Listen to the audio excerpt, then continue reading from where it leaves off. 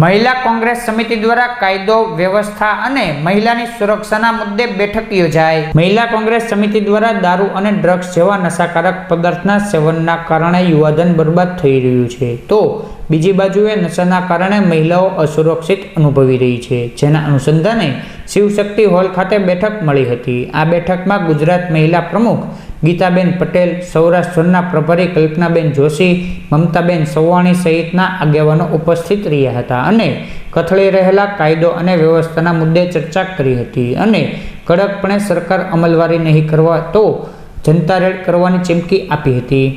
વિરોધ પક્ષના પૂર્વ વિરોધ પક્ષના નેતા એવા ભરતભાઈ બુધેલિયા, પૂર્વ શહેર પ્રમુખ એવા ડૉક્ટર રાણીયા સાહેબ, પછી પ્રકાશભાઈ વાઘાણી છે, પછી જે આપણે એસી સેલ દર્શનાબેન માટે જોરદાર તાલીઓ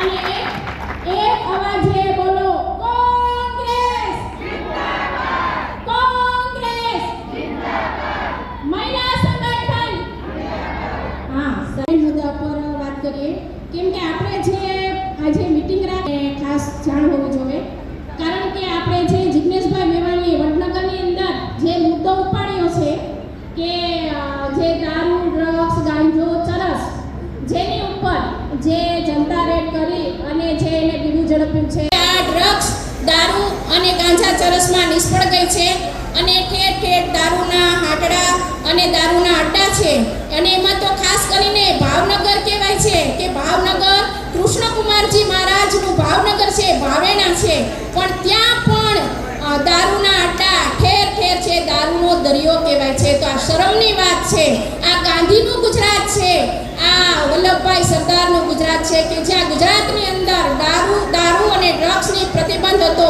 એની બદલે આજે પૂરા ગુજરાતની અંદર દારૂ, ડ્રગ્સ, ગાંજો અને ચરસ બેફામ એના વ્યાપલા વધી ગયા છે। તો એના માટે આપણે ખાસ કરીને મહિલાઓએ જાગૃત થવાની જરૂર છે અને બસ સાથ અને સહકાર આપો। હરેક વખતે મીટિંગ હોય ત્યારે મહિલાઓ આપણે હાજરી આપો, એવી મારી એક ખાસ નમ્ર વિનંતી છે। જય ભારત, જય હિન્દ।